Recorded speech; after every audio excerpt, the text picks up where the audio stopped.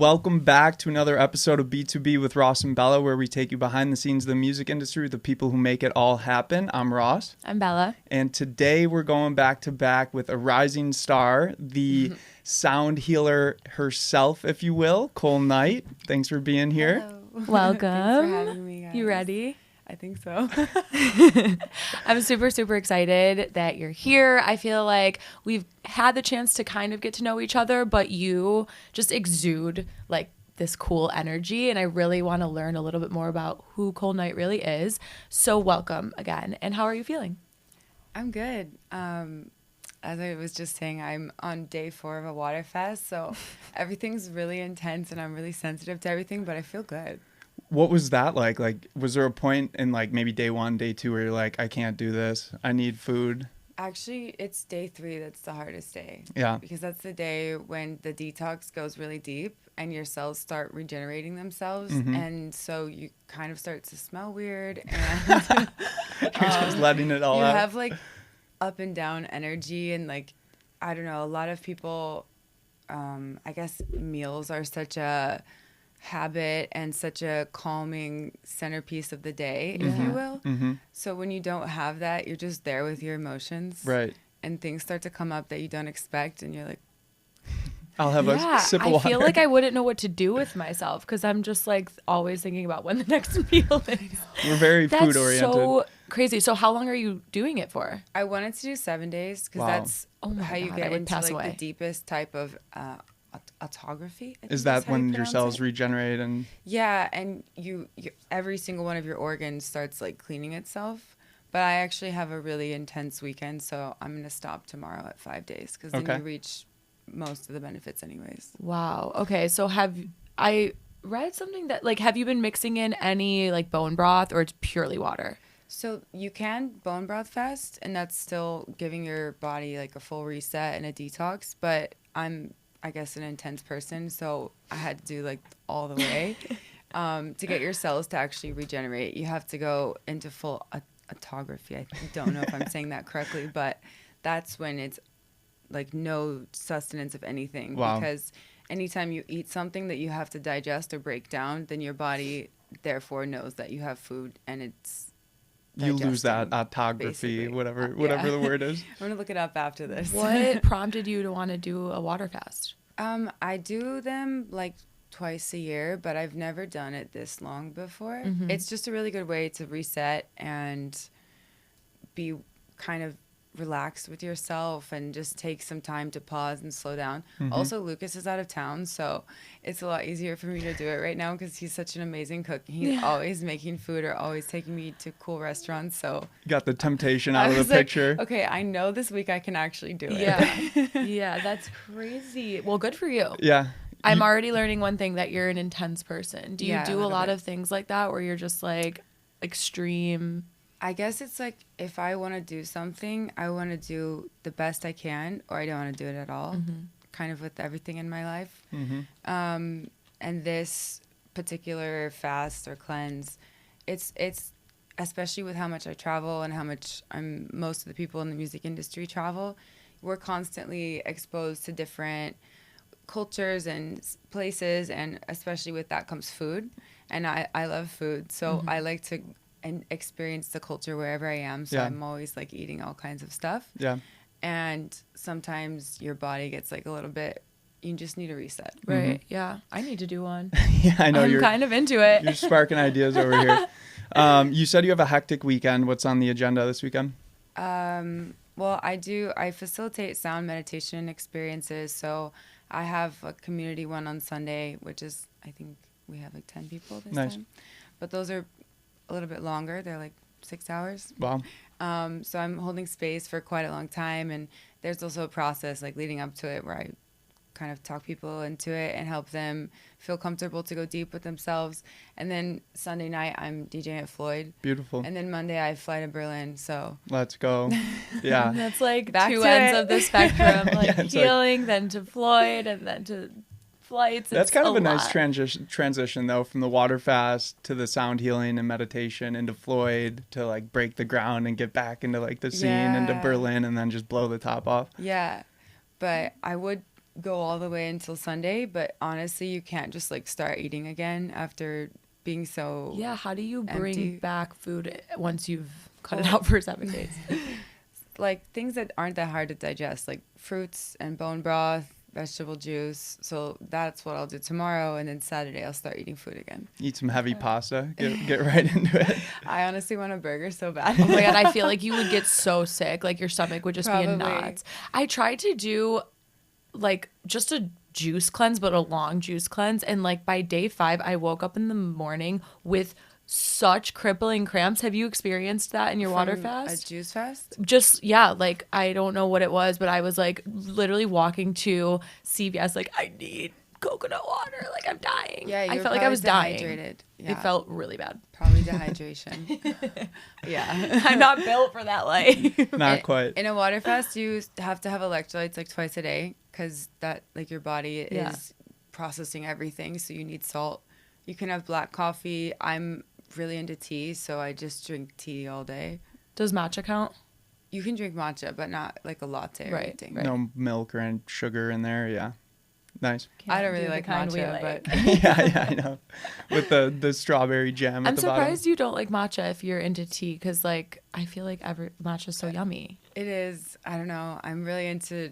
Every time I travel somewhere, I go to a tea house and try to like try new things and sit with whoever's tea house it is and learn. Yeah. more That's about it. awesome. Have What's you your guys ever favorite? gotten to the world of tea? It's like so No. expansive and endless. I work with a No. lot of Indians, and they're like really heavy in the tea culture, but I have not myself. No, I think tea is such a cool thing. When I was young, I went to China and we went to like a small little house with these old people, and they went through the full like tea ceremony, and I thought it was the coolest thing ever.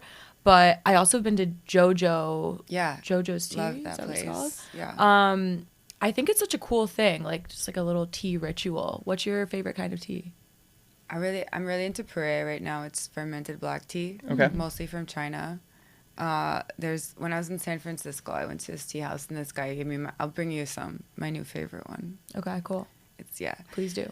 But the thing about tea that I never realized until I got more into it, especially if you're sober and you haven't eaten and you drink tea, you get high. Like, I swear Really? to God, it's like hallucinogenic experience. Wow. And I'm reading this book right now called Pussy Reclamation, and it's all about just like slowing down and getting into your feminine. And one of the things they talk about is like making love to a cup of tea. I know it sounds funny, but like making the tea, sitting with it, smelling it, slowly drinking it, like Just a full dissecting all the experience. flavors. It is a full experience. That's so cool. I know. So I that's want what I've been doing on my water fast. She's like, I'm making love to my tea Yeah. and only drinking water. Yeah. Well, good for you. Absolutely. Good for you. Well, I feel like, Cole, you're very like in demand right now, only playing bigger and bigger shows, releasing more and more music, and it just feels like a very like powerful and transformative point in your career, if you would. Where would you say you are like in your career arc right now? I actually don't know, because you would never know where in the arc you are until it's over. Right. Right. And hopefully it's never over. I hope not. Yeah, right. I mean, music is never over, so in that way, Right. it would never be over for me because music is such a big part of my life. Yeah. Okay, so let me phrase it a little differently. Do you have any big goals you're trying to like achieve this year that have been front of mind for you? I feel like this year, I've really evolved as a human being, as a person, and that's of course reflected in my art, which is my medium is music for Right. now at least. And anytime someone is really putting their emotions and their heart and soul into their music, you kind of can hear it. Right. You know, it's an audio visceral experience. So for me, I think the last year especially, I've gotten a lot deeper into the essence of being human and connecting with nature and that harmony of who you really are. And that's reflecting not only in my music, but also like I decorated. We moved into a new house in October, and so Nice. like the furniture I'm choosing, it's made out of like stone and wood and concrete. I don't know. Doesn't sound like the most comfortable furniture. I'm thinking about my table and like my It's like a stone Not couch. my couch. well, no, we have a leather couch. Okay. It's actually really comfortable. But like, okay, for comfort, like linens, you Yeah. know, like natural things. Right. And that's also been reflecting in my fashion or my style, I guess. thinking like I'm mostly wearing now like vintage or working with brands in Miami called Capsule. The owner, Victoria, we've been working together a lot, and she's been helping me like wear things that I want to wear. Yeah. That sounds funny, but like my brain is all audio, so I don't really think that much about style. Especially the last couple of years, I've been working so hard on music that was sort of like the last thing. Like I appreciate it and I like it and it's an art form, but I haven't like studied it. So me telling her what I feel and her helping me translate that has been really awesome. So that towards the music side of things, also I just think that the music I'm making is sort of course you guys know I have all my own lyrics and I write everything and kind of like talk it myself. Yeah. And the lyrics have become more and more like of this game intertwining the divine and the shadow and the light rather. Okay. So like the one I have coming out in June, it's called Queen of the Crazy. And I wrote it about feeling like, you know, you're the queen or the king of your own universe. Right. But sometimes we feel really crazy, and that's actually something to embrace. And so the lyrics talk about like in service to the sacred, I always bring the heat, stuff like that, you know. So it's like, okay, you can be this amazing divine being, and the more that you dive into that, actually, the more you'll feel the ecstasy of music. Right. And you can without needing anything. Rule and like harness that power of the crazy, if you will. Yeah, exactly. Yeah, that's awesome. You mentioned growing up in a rural town in Illinois. What town were you from? I'm from Mahomet. It's like 20 minutes south of Champaign, where the University of Illinois is. So a lot of people, it's like 3 hours south of Chicago. Okay. And when we say rural, like how rural are we talking? Is it like cows and farms? There's farms, not that many cows, but there's a lot of like cornfields and bean fields and prairies. Like there's like a prairie reserve in my parents' neighborhood. Okay. So like growing up, what were some of the things you did for fun? Hang out at barns. No, barn you're parties. lying. People that have barn parties. That actually kind of sounds fun. Hang out at barns. A little high school barn party. No, but for real, we would drive around in trucks like after school just until we ran out of gas. Did you have like in high school they do the anything but a car day? Do you know what I'm talking about? Where like people take their tractors to whatever, it doesn't matter. No. But my mom also grew up in the middle of nowhere in Missouri and like rode her horse to school. Yeah. Wow. Cowgirl. That's really crazy. Type shit. Riding, Type shit. riding horses going higher. Type shit. Wow. Okay. Did you always know you wanted to sort of escape the small town energy? Was that always your goal, like in high school or as you got older? I mean, we didn't have like cell phones and the internet the way that we have it today until I was in high school, sort of. So I didn't really know. I mean, I knew. Yeah. But I didn't really know. Yeah. That how big the world was. Yeah, how big the world was. It feels so accessible now to just go anywhere and know anyone and like research anything. But back then I was like playing with dolls and like just being a going outside. Kid. Yeah, going to barns. No, I always actually say this, like growing up, and I think I'm 28. You're probably same age. Like we're not old by any means. Like social media was around, but it wasn't to the extent where it is now, where like you can just see like any career path, any walk of life, and like the way that people live as much as we do now. And so I feel like when I was in high school, I had a limited outlook on what I could be, and it was like doctor, lawyer, businesswoman. Like those are your three options. There's nothing else besides that. And then once you get out of like that small town, you see that there's 1,000,001 things that you can do. And I feel like kids nowadays, it's not going to be the same for them. Like I think they have more exposure to the real world. I'm almost happy that we had like that experience as kids though, and like we didn't see what everyone else was doing around us, and everyone had Instagrams. I think it can be a horrible thing too. Like, yeah, I sort of feel bad for the kiddos these days. Yeah, there's definitely like a fine line there, but that's interesting. I feel like growing up in a small town, when there's not that much to do, sometimes you can get into like bad shit and just like mischief. Was that your experience? I mean, yeah, I think every kid does that, right? Like one of my friends, we were on the soccer team together, and she was a couple years older than me. So we go like smoke cigarettes under the tunnel before practice and think we were so bad. Yeah. You know? Yeah, just being like rebellious. Or I'd like sneak out and like go hang out with people at night. Do you still stay in touch with a lot of people from your hometown? Not really. I mean, I graduated in high school with a class of like 150 or maybe 170 people, something like that. It was really small. Mm-hmm. And the next town over was like 20 minutes. So my world was pretty small. Mm-hmm. But I don't mind that I grew up that way. No. I feel like it gave me such a deep connection with nature, and like I'm really okay with silence. Yeah. Like, I love music and everything, but I also really love being in silence. Yeah. Yeah, same. Did you ever like get any judgment from people that you used to be friends with, or even family members, from like breaking away from that and pursuing this kind of different career path? Yeah, you know, I think that it wasn't really judgment, more of just like not understanding. Mm-hmm. Yeah, like my family, for example, all of my family is from the US and lives sort of in the Midwest area. So for me to like drop out of college and be a model in Paris when I was 19 was pretty crazy. Yeah. And it's not that they weren't supportive, it was that they just didn't understand why I would do that. Yeah.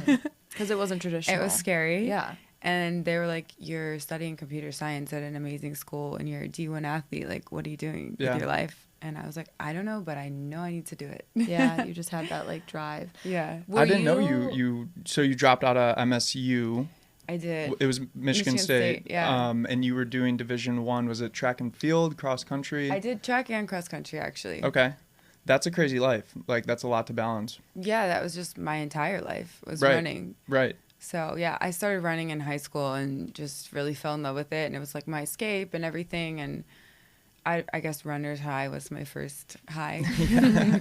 And, yeah, I guess I was pretty good at it. So, and I worked really hard. I really wanted running to be a way that I could do something else. Right. Mm-hmm. And I was like, I'm going to go to school in New York or California. And my mom and dad were like, no, you're not. You can go to a school in any state that touches Illinois. And I was like, really? You're staying around us. Okay. So, yeah, I ended up choosing Michigan State, and it was a pretty crazy experience because being a D1 athlete at a huge school like that, it's very competitive, and just practice was, you know, we'd run at 5 a.m. before class, and then we'd have practice at 3 p.m. after class, and then after practice we would go to the training room and do ice baths. And wow, it's like, a full-time job. Yeah, and then after that we would go to the study hall and like log our study hours. Right. So it was like your whole identity, like through college. Yeah. So where did the like hint of I want to drop out, that sort of calling me, the modeling side come in? It wasn't planned. I got scouted as a model when I was visiting Chicago after high school for a music festival, and I ended up signing with a modeling agency in Chicago. And on my winter breaks and summer breaks from school, I would like go there and do photo shoots and start working on my portfolio. And it was like nice to make big paychecks every once in a while, you know, as a college student. You're like, oh yeah, rich. Yeah. It's like $200. No. And yeah, so I would take the train down from school and like go to the city. And also the city was my first taste of like, wow, there's a lot more out there than the Midwest. Yeah. Like college gives you a taste of there's more than my hometown, but going to Chicago and like meeting people in the fashion industry and the art industry, and therefore the music industry, really started making me think maybe I don't want to do this and I want to check out other places. Right. But I actually got injured. So that's what kind of pushed me to be like, I want to do something else. Mm-hmm. Like, I'm not going to become a professional runner at the end of the day. And I feel like I want to do something else. Yeah. I don't know. I'm just going to like follow that. Yeah. Yeah. So yeah, I got tendonitis in both knees because Okay. I was running like 120 miles a week. Oh my It's God. absurd. It's so absurd. Sound That is like insane. now I'm like, how did I do that? Do you still run now? Like, I do for fun, casually. I'm not fast anymore. I ran the mile for my main race in track, and I was under 5-minute miles. So at That's one point in my life, I crazy. was like a really high level athlete. Holy Yeah. shit. That's why I think movement is still my medicine. Like it's a very important part of my life now, but I don't time myself when I run because I'll just be sad, you know? Like, wow, one day I used to kill it at Sub this. 5 is wild. Yeah, crazy, right? How many of those so could crazy. you string together, like sub 5s, multiple miles at a No, time, do you just think? one. Like, Right. that would be like everything you got Okay, in the that's like a tank. sprint. Yeah. So wild. The mile, in my opinion, was such a hard race because it's not a sprint, but it is. Okay. So it's like, Yeah. and you're just I get dying the whole time, but you can't give. It's also You so can't give up. mental. Yeah.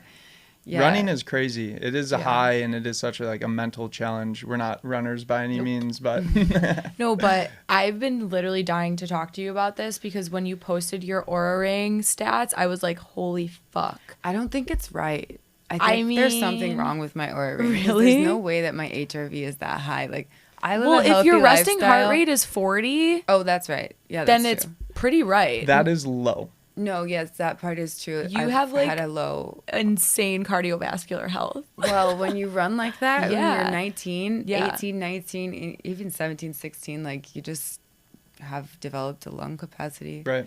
And I do a lot of breath work, so I feel like that's also helped me a lot keep that up. But the HRV, I don't think that's right. Because my HRV, according to my Aura Ring, is like 150. But if your resting heart rate is 40, like that kind of makes sense. Like mine is literally like 65. I'm not kidding. So you have insane. 65 is pretty good, though. Well, 65 I think is considered within normal range, but still, like yours is insane, outstanding. My HRV is like 23. So that's something I 23. need to improve. I don't know how though. I think I'm constantly like in a state of stress. You are. I am. How's But your breath sleep? work. We just got a new mattress. It's helping. No, it actually isn't. My sleep score has gone down since we got the new mattress. But do you sleep like 8 hours a night? Yeah. I have no problem getting a lot of sleep. It's just the quality of the sleep. Like my Right. deep sleep is pretty low most Like of the less time. than an hour?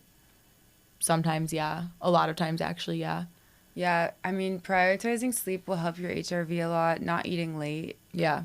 that really messes up sleep. Like, I always knew that, but then after getting the Aura Ring, I guess is like a new addiction, is like, wow, the later you eat, the worse the sleep is. Yeah. And then you have the stats to back it up, and you're like, I can't just. That is one Push thing it that away like anymore. 100% tied together. Because last night we went out and ate later, and then came back and went to sleep, and my sleep score was like really low, and my heart rate was high because you're digesting while you're Yeah, sleeping. exactly. So do you cut off eating at a certain hour? As much as I can. I try to eat dinner at like 6:30. But obviously that doesn't always happen. Yeah. Especially when you're traveling and stuff, I'm sure. Yeah. I want to talk a little bit about the breathwork stuff. Well, first of all, like explain. I've done some breathwork before, but like explain what you do. So I did a training last year, and it was the training's called Alchemy Rewire, and it talks about rewiring your brain through breath work. So we went really deep into like the neuroscience behind it, which is really fascinating because you actually, when you're doing breath holds, you're creating anxiety in a way in your body. So when you learn to sit with that anxiety and just like be calm through it, it kind of translates into everything else in your life. By doing oxygen holds, like the Wim Hof method, for example, you're actually creating inflammation in your brain, which trailing into it activates the DMT in your brain. So you do get really high from it, and you can have very profound breakthroughs and deep experiences. However, if you do it every day, then you're actually just creating way too much inflammation in your brain, and it's not safe. So the one that I ended up doing the training in and learning about, it's a balance between the carbon dioxide holds and the oxygen holds. So you're learning to sit with holding your breath, holding it in, and then holding it out. And it's really fascinating because it's like an ego death every time. So even if you're having anxiety, even if you're having like a really rough day, if you just sit there and do the breath work for like 25 minutes, you just go back to zero. Yeah. So it's really been helpful. I do it almost every single day. I think last year I did it every single day. But not the harmful one. No, Different just the variation. one. So there's like a 25-minute one that I do, which is 3 different. The first one is breath of yang. So it's all exhale. So it's like and then and then you hold it in, then you hold it out, and you're going through the different bandhas, which are like energy locks in your body. So it's basically like squeezing different muscles inside of your lower body while you're holding the breath in and out. So then it kind of gets into like yogic breath work and kundalini breath. I don't know what the word methodologies. Okay. So basically you're learning to manipulate your organs while you're holding your breath in or out. And that's actually cleaning your organs even more. So it's like another form of detox and moving energy. Wow. Yeah. So have you ever seen like yogis that like squeeze their belly in? Yeah. And then like move their belly around? Yeah, I have. What? Like they do like this one, sort of. Yeah. So yeah, I've been working on that one. I've seen it. It's on I've never Instagram. seen this. Yeah. It looks crazy. It's, now that we're talking about it, it's going to be the first thing I see when I open my probably. phone. I'll It's going to send be you all some over stuff. my fucking For You page now. No, but it's I mean, it's not that I'm like always trying to be high or anything, but it just like it's a natural way that you feel so in your body and out of your head, which is something that I think myself personally and most of our society struggles with, is that we're so in our heads and we've lost connection to our bodies, and with like the amount of things that we do every day and like stimulation from our phones, from our families, from our jobs, from our friends, everything, we are just always up here. And when we lose touch with our body is when we start to like have illness or inflammation or like other things. So when you really get back in touch with the roots, it's a way to just let everything not stress you out. Yeah. I did the Wim Hof method before, and we were in Breckenridge, and so that we were at super high altitude, and like I felt like shit for days, had the most horrible headache, and then after that I felt, first of all, high as fuck, second of all, like headache was cured, and I was in that moment like, I'm gonna do this all the time. But then I haven't done it ever since then. But now you reminded me, like, it really was a profound experience. And that was the first time I've ever done it. And I was like, holy shit. Like, me and all my girlfriends, we all did it for the first time. We were like, what just happened? It's really crazy. Well, you're actually releasing DMT. Yeah. Because our bodies make it. And then when you activate it, you're releasing it. So it's like a natural psychedelic that we have just sitting inside of us. That's why Phil, no wonder, he was like, come on, let's go do breath work. He was like, shut the door. He's like, turned on the YouTube guide. We were laying breath there. work. I love it. So I want to talk about where music came into your life, right? And I feel like a very common theme for a lot of the artists and guests we've had on the pod is that they come from maybe musically inclined families, their family members are musicians, or even their parents. But we heard that's really not the case for you at all. I wish it had been. Yeah, so that's the case. No, in my hometown, the most popular genres are country music and Christian music and maybe hip hop. Okay. So when we were growing up, when the MP3 players came out, and I used to also make CDs and like make mixtapes and give them to my friends and like burn CDs, and it was called Cole's Party Mix. No, that used to be like the love language. Yeah, like, I burned you a CD. Nothing It's a peace could offering. be more meaningful than someone like hand picking songs for you. When I had my first release, my EP Keep It Cute, I made CDs and handed them out at the release That's party. awesome. That's so It was cute. I love it. But yeah, so I had one of those MP3 players, and I started downloading music that like I wasn't allowed to listen to, because my mom she was pretty strict growing up and very Catholic, and yeah, there was a lot of things that I wanted to listen to that were not really I wasn't really supposed to listen to them. So I would just download them, put them on the MP3 player, and then delete them off the computer, and then like stay up at night listening to it under my covers. Under the covers, yeah. Wow. What? Now I think about that, I'm like, it's so weird. Yeah. Like what type of music were Just anything I could listen to, like literally anything. Yeah. Like rap? Like anything. explicit? I would just go on iTunes and download stuff and be like, I have to listen to everything. Yeah. And then I had this one friend who lived in a different town. Her name was Araya, and she was from Latvia, and I was like, she's so cool. And her older sister was also really into music and would like show us music, and I would go over to her house and we'd put her music on my MP3 player, and just anything I could listen to, I wanted to listen to. So yeah. And so you played piano, right? And electric guitar. Yeah, I took piano lessons from a really young age, and then I started taking guitar lessons, and I got obsessed with guitar. My mom was like, why don't you join a band? but I just wanted to play guitar by myself in the basement. And I had like a deep obsession with Blink-182 in high school. Yeah. So I learned every single Blink-182 song on my guitar. Are you still good? I still have the same guitar actually, but I don't really play anymore. I wish I did. Yeah. I play a lot of sound meditation instruments like the gong, Tibetan bowls. I have like 15 different ones at this point, maybe more. But none of them are like piano or guitar. During COVID, I taught myself how to play the harp. Cool. That was my COVID. That's really cool. I loved it. Where did you have a harp? I have one. I still have one. Oh, in my cool. house. Yeah. Cool. Like one of the big, like true harps. No, I wish those are really amazing and expensive. And it would be cool, like a cool art piece, just to like have in your house. Someday I will have like a grand orchestra harp. Yeah. It's like 80,000 strings. Yeah. But right now I have one that's like, I don't know, it's like 30 something strings. Okay. But yeah, it's a Rosenbach, just like a regular beginner's harp. Do you feel like those skills, right, that you picked up playing the piano, playing the guitar have helped as you've shifted into producing electronic? I do think so. Music from that like young age of like just needing to hear everything on my MP3 player just kept with me, especially when I was like living abroad at 19 with zero social skills and like you know, not that many friends. And music was like, I always had music in, like always listening to it.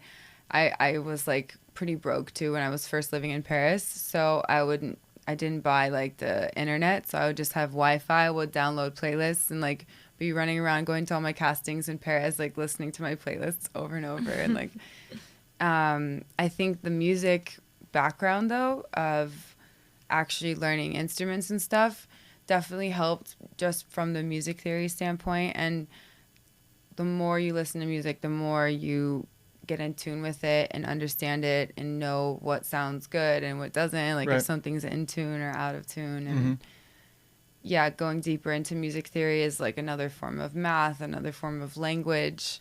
Did you continue to study like music theory? Do you still? Yeah, I still do. And I think from the sound schools that I've gone to where I've learned how to facilitate and guide these like sound meditation experiences, we also study music theory there, and it just becomes even deeper because when you're playing Tibetan bowls, for example, I have a really beautiful set now that are all from like between the 15 to 1800s. Wow. Which is holy shit. actually so cool when you think about it. Like, where'd you get them? How many people have heard these things? Yeah.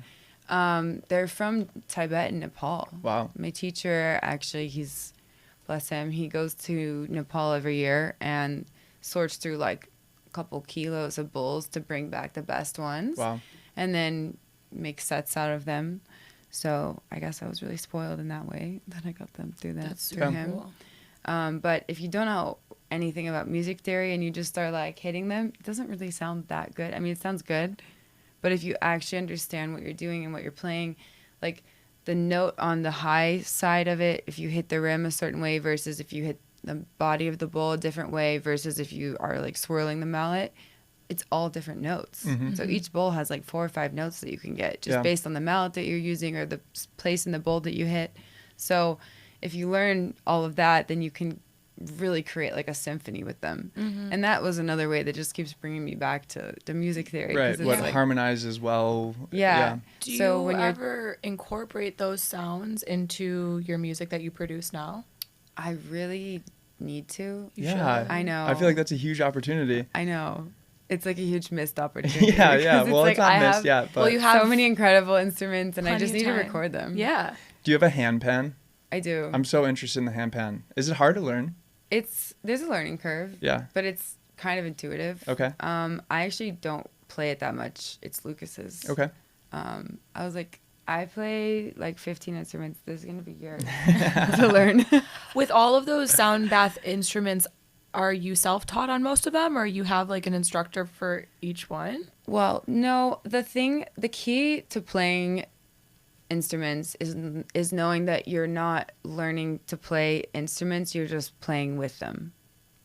And that's how you also stay curious, right? Because it's like there's no pressure. Right. Like I'm not playing in a orchestra for hundreds of people. Right. I'm just dabbling in sound and experiencing it with everyone else, and like if you stay curious, then you'll always be discovering new ways to play things and like new ways to hear them or listen to them, or good or bad, you know? So there's not necessarily like a right or wrong way. Well, I think there's wrong ways. Okay. But I think there's a lot of right ways. And I studied with my teacher. His name's David Chemish, and then his teacher's name's Alexander Tanus. And I studied with both of them multiple times.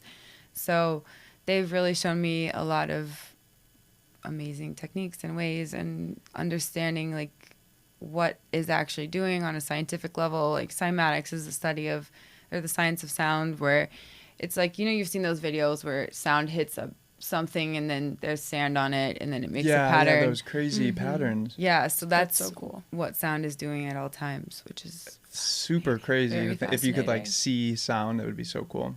I always talk about in my meditations, there's all different kinds of sound. There's like the sound of our voices, the sound of the static in the headphones, the sound of our breath, but there's also the sound of our thoughts, and that's maybe the loudest sound of all. And your thoughts are 24/7. So if you aren't able to channel them in the way that you want to, then that's affecting your body just the way that listening to binaural beats or listening to drum and bass is affecting your body. So if you're able to keep your thoughts in like a way that's helping you or is a positive, like loving thought, I know it sounds kind of like hippie shit, but it's always affecting you. So I'm listening to this podcast by this guy, Jay Shetty. I guess it's not a podcast, it's an audiobook. You know him? It's he like quit his life to become a monk and then was in a monk monastery? Is it a monastery? I think so. Maybe. For 3 years, and then went back into society to like share what he learned. And he's talking about how your thoughts are like your most powerful weapons. And if you're using them like to help you and to create the life that you want, then it's like works really well. Yeah, or they could be the exact opposite and weapons against yourself 24/7. Yeah, so when I wake up, I always think about that. I'm like, okay, what are my thoughts like today? And because sometimes it's easy to just like, you wake up and automatically you're thinking already about what you have to do, or like you're like on autopilot. Random shit. And I'm like, okay, channel it and like what do I actually want to think about? Yeah. You know? Right, being more intentional with it.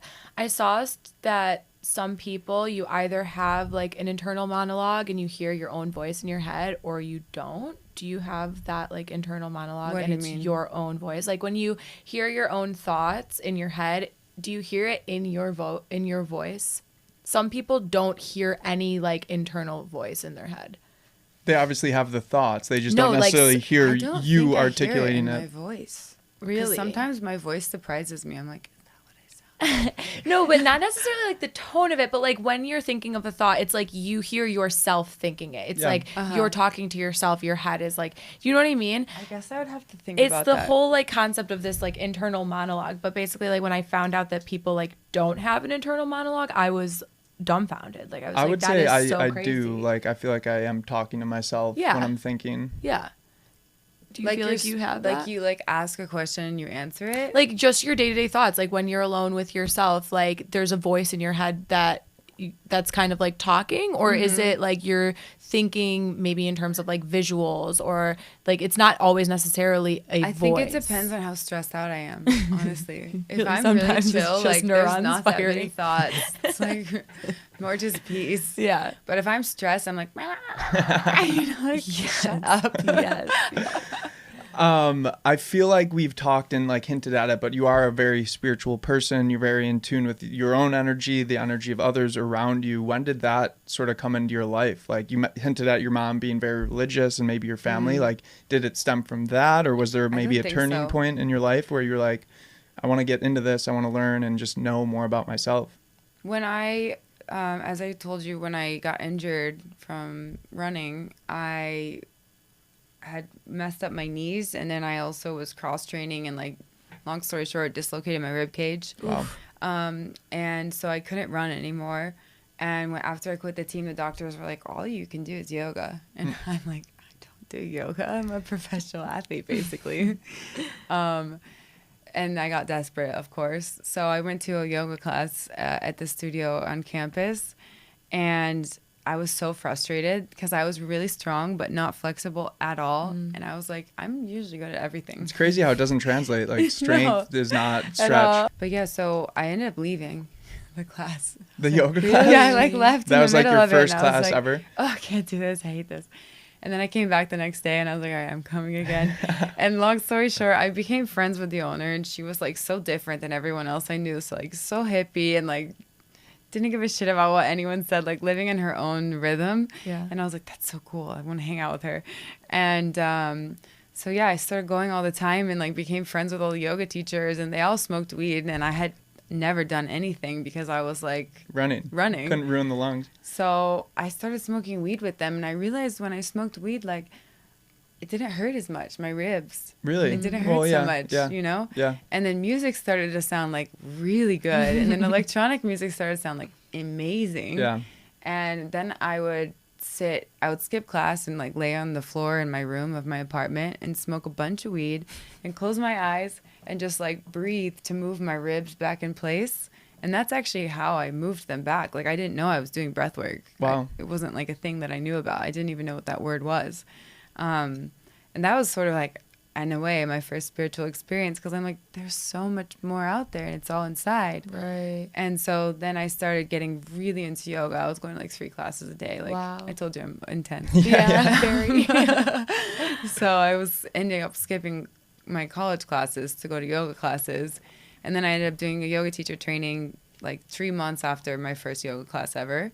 And yeah, that was like the beginning of it, because at first I was just doing it for the asana, the physical practice, but within that you start learning about mantra, which is like words that you chant. And I learned much later that mantra is actually created because the way that you say the words and the space in between the words and the vibration that you're making in your chest of those actual words is ancient practices of self-soothing.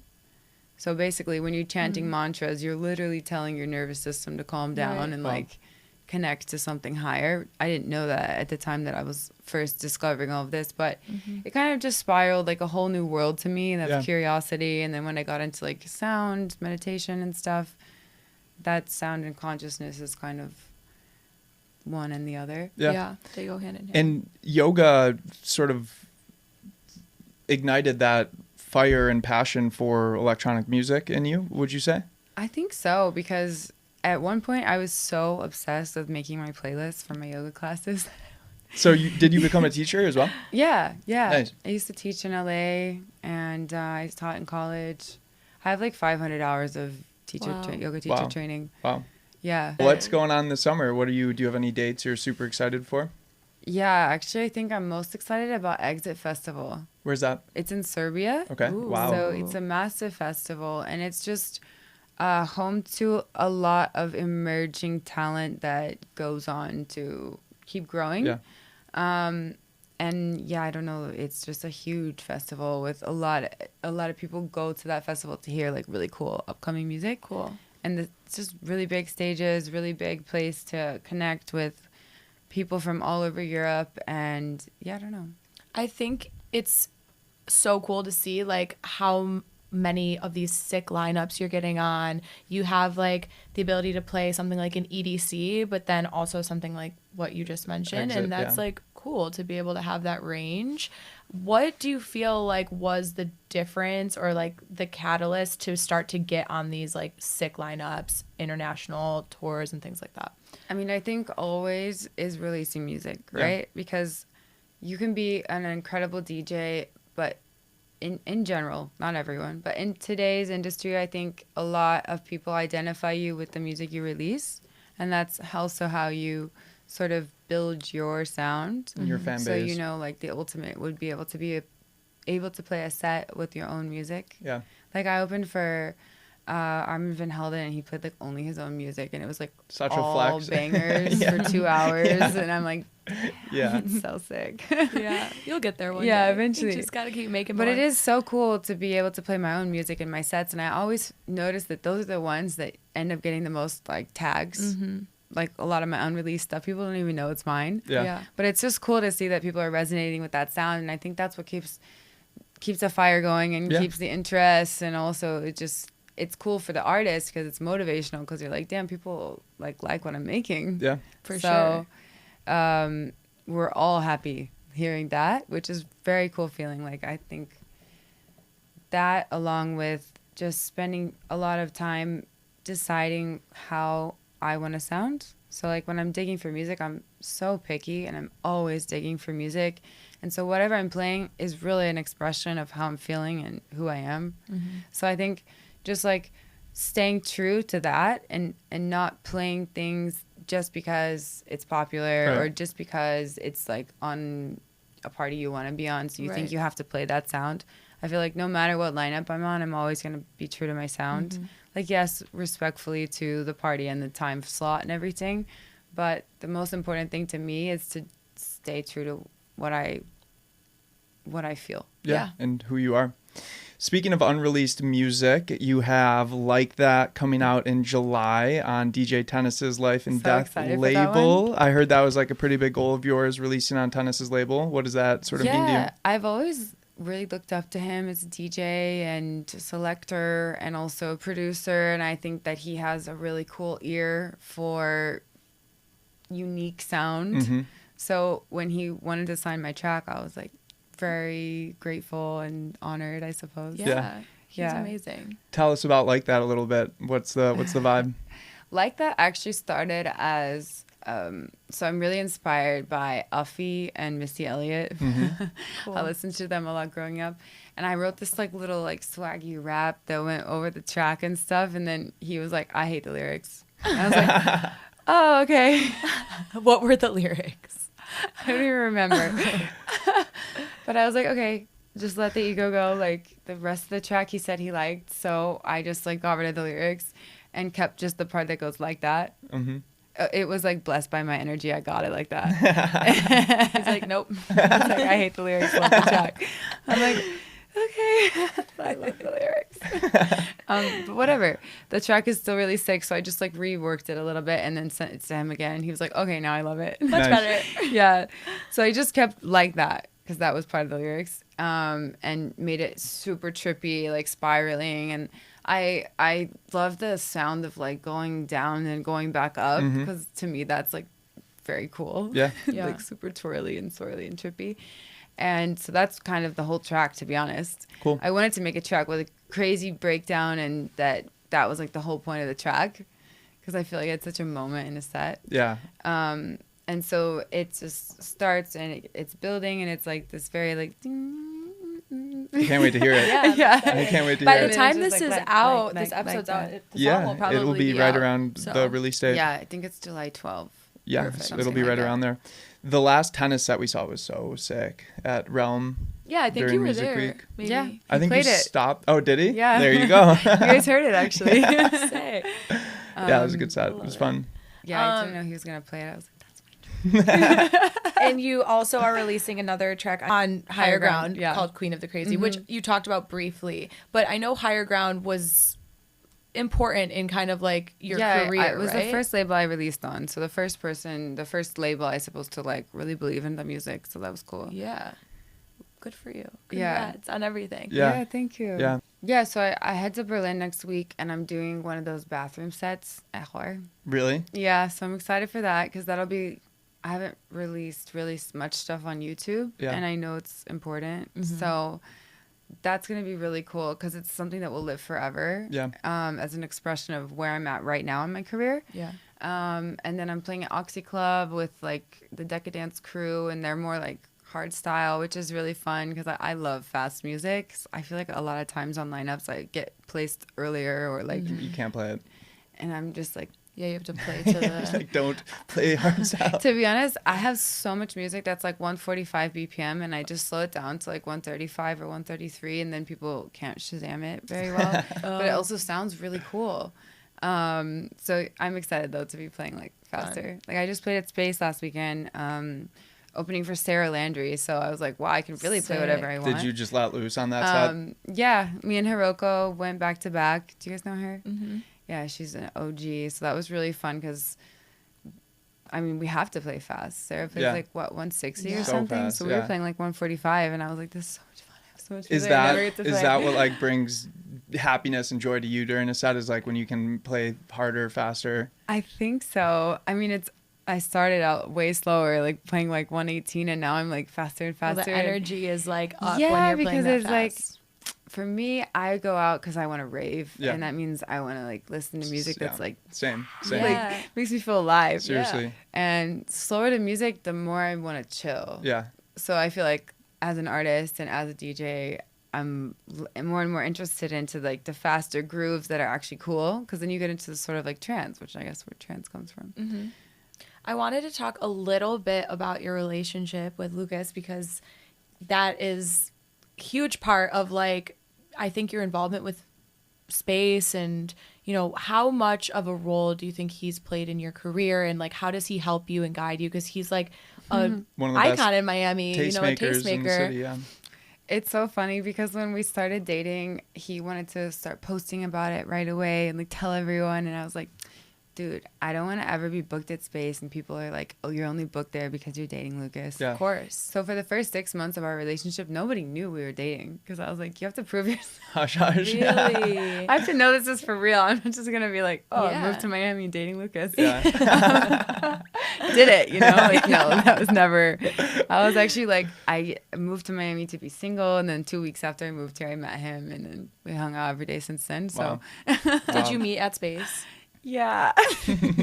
Classic. So everyone's like, oh, we found love in a hopeless place, but like for real. No, I feel like Space is a hopeful place. It is. It yeah, is. no, but It just really in the club is. in Yeah, general. maybe not to meet like your significant other, but it's different. And you guys match each other's energies so well. Absolutely. Like you just make so much sense to me as a couple.